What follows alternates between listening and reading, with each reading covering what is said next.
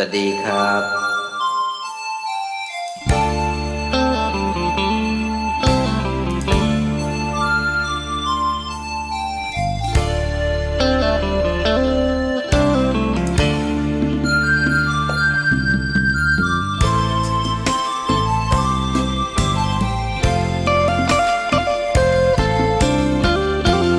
พอพื้นที่ใจลีภัยความเหงาจะเข้าวได้บอกใจดำอยู่บ่ผู้สาวบ้านนี้มันได้โสดให้โจทย์ใจฟรีหัวใจผู้สาวบ้านนี้บ่ได้รับสมความเหงาฝากแค่ถ้อยคำคุยยามวันไหวอะไรทักบ้างบางข่าวบางครั้งที่ใจเหน็บหนาวได้อยู่ดีละแต่เกรงใจเขาว่ามีใครแล้วนะเจ้าตั้งแต่โดนเขากระทำช้ำมาน้องคือที่เหงาส่วนเขานั้นคือที่รักบ่เหงาคงบ่ทัน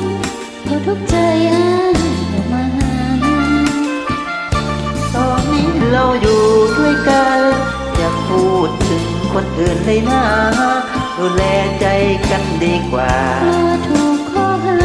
คบกับแฟนเขาคุยด้วยเข้าได้แล้วใจส่วนเลยรู้สึกว่าใช่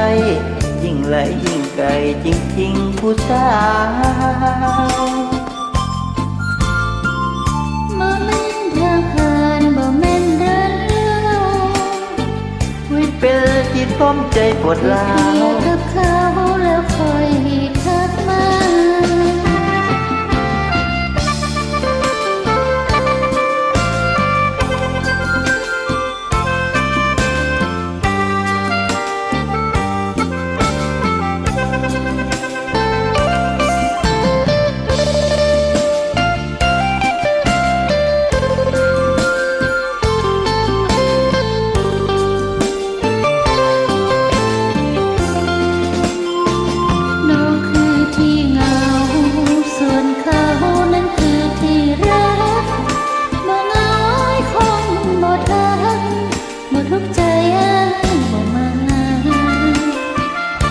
ตอนนี้เราอยู่ด้วยกันอย่าพูดถึงคนอื่นเลยนะดูแลใจกันดีกว่าถูกข้อหาคบกับแฟนเขาคุยด้วยข้าได้แล้วใจส่วนเล่นรู้สึกว่าใช่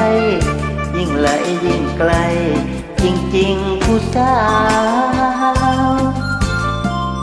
บ่แม่นทางผ่านบ่แม่นเล่าช่วยเป็นที่ต้นใจปวดร้าว